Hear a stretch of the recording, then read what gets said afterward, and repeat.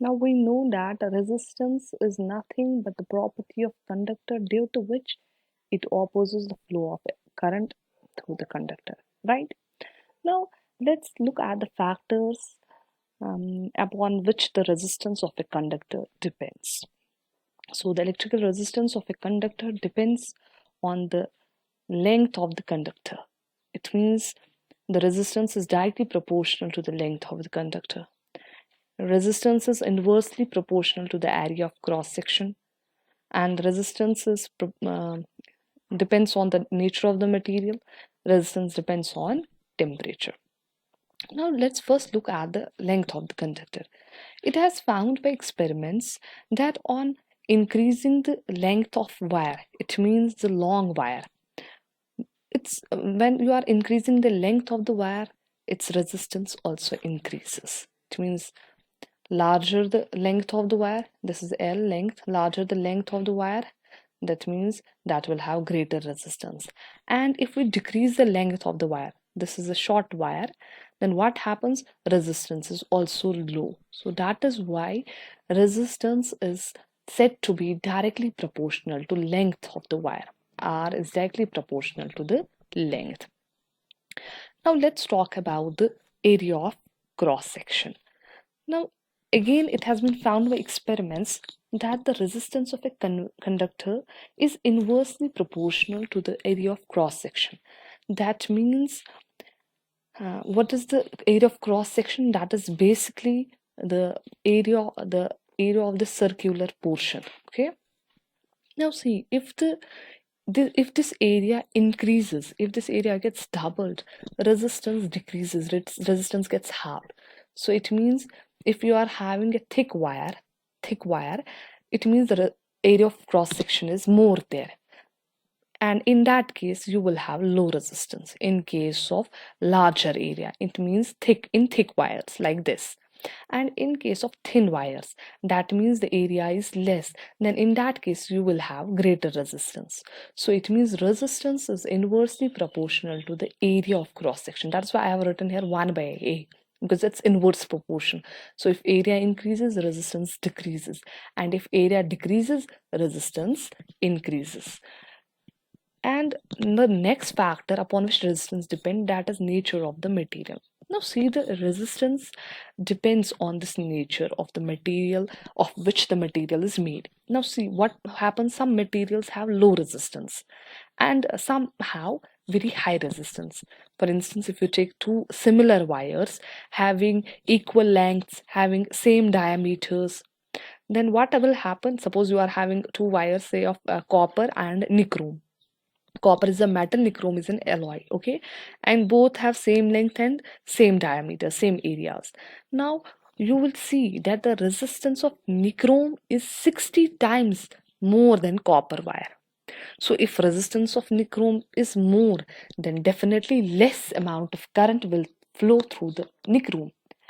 And while as in case of copper, resistance is less, so that means more current will flow in case of copper. So that is because of the material, because that those two wires, material of which those two wires are made. Copper is made of a copper wire is made of a copper metal, and nichrome wire is made of nichrome alloy. Because of this material, because of the nature of this material, resistance changes. Okay. And the other factor upon which resistance depends, that is temperature. Again, what happens, it has been found that resistance of pure metals, that means of copper, aluminum, resistance of pure metals increases on raising the temperature and decreases on lowering the temperature, on decreasing the temperature. But in case of alloys, resistance, in case of alloys like nichrome, manganese, what happens? Resistance is almost unaffected by temperature. Temperature doesn't play any role there in case of resistance, in case of alloys, okay? Now, as per these two equations, if we combine these two equations, what happens? Resistance C is directly proportional to length, resistance is inversely proportional to area. Now, if we combine these two, we will get R is equal to rho, this is read as rho, L divided by A, that is length divided by area of cross section. Now, what is this rho? Again, this is a constant, and this rho is known as resistivity of material, resistivity of a substance. Okay. Now, this resistivity of a substance, it is just similar to resistance. It is also a characteristic, a fundamental property of material that resists the flow of electric current. So we can use this resistivity values of different substances to compare the resistances of two or more substances. We can use this resistivity value to compare the resistances. Okay. And this resistivity, it does not depend on length and thickness. As you saw in resistance depends on length and area, but resistivity does not depend on length and length or thickness. Yeah, it depends on the nature of the substance and temperature. Okay. Now let's look at the units of resistivity. Now see, if we derive the formula for resistivity from this equation, keep resistivity as it is.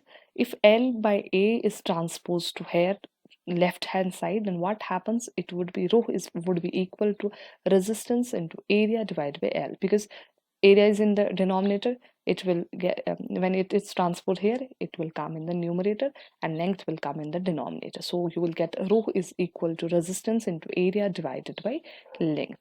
Now let's check out the units for resistivity. We saw the unit for resistance was ohm, right? Now let's look for resistivity. See, resistance of unit of resistance is ohm, so represented by this symbol omega. Unit of area is meter square, because area has the unit of meter square, it's always measured in meter square, and the unit of length is meter. Now 1 meter and 1 meter will get cancelled out, and you will remain with ohm meter. So unit of resistivity is ohm meter. Okay. Now let's talk some more things about resistivity. See, it's again a constant term, and because of this resistivity we can compare the resistances of different substances. Range of resistivity of metals and alloys is almost 10 raised power minus 8 to 10 raised power minus 6 ohm meter. This is the range of resistivity of metals as well as alloys. So if we take any metal, suppose if we talk about silver has the lowest resistivity, that is of 1.60 into 10 raised power minus 8 ohm meter. That means silver offers the least resistance to the flow of current, and that is why silver is the best conductor of electricity. Okay. And but we should not make, but we can't use silver in our wiring, because silver is very costly metal, right? So we use copper and aluminum wires for the transmission of electricity, because copper and aluminum also have very low resistivity, and that is why they are also good conductors. They have a very low value of resistivity under this range. Okay. And if we talk about alloys, yeah, alloys have some high value of resistivity than pure metals. For instance, if we talk about the resistivity of manganese is an alloy that is made of copper, manganese and nickel. If we see its resistivity, that is almost 25 times more than copper. So, and if we see the resistivity of constant, another alloy made of copper and nickel, that it's constant has resistivity 30 times more than copper metal. So because of their high resistivity, these alloys are usually used to make resistance wires. Okay. Now, the range of resistivity of non-metals, that means insulators in which electric current is not flowing, their range of resistivity is almost 10 raised power to 10 raised power 12 to 10 raised power 17 ohm meter. That means very large, and that is why current does not flow in insulators, because their resistivity value is very large. Okay. Copper and aluminum are used for electrical transmission, as they have low resistivity. As I told you about this, because they are having low resistivity values. That is why we use copper and aluminum in our transmission wires. Alloys are used in electrical heating devices. Again, I discussed this point because the resistivity is high and they do not burn readily. That is why they are used in heating devices. Okay, this was all about resistivity. Now we across this, when we move further in this chapter, we will get introduced with this term resistor. Now, what is a resistor? A resistor is an electrical component that limit or regulate the electric current. And a resistor is anything that electricity can't travel through it easily. That means a resistor is nothing but any kind of appliance, any kind of substance through which electric current cannot travel easily, through which electrons cannot flow easily. It means it limits the electric current. It doesn't allow the electricity to flow through it. So that substances are termed as resistors. And if we look at its examples, if you are having fan, bulb, television, so these are all resistance because they limit the flow of electrons. They do not allow the electricity to flow through them easily. And this was all about the resistance and resistivity.